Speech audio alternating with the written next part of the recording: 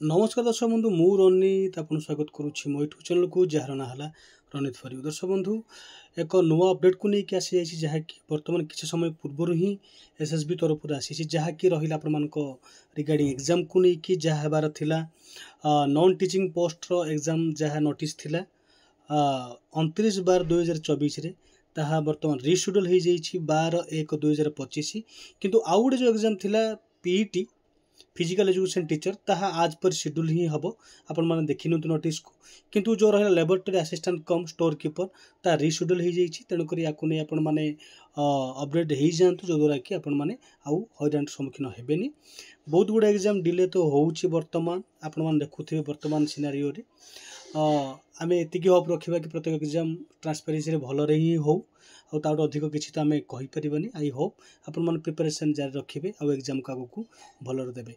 Video को share करूँ like करूँ जब किसी क्वेरी अच्छी कमेंट जनातु निश्चित चेष्टा करी आपण मान क्वेरी को मु जनइबा। धन्यवाद नमस्कार।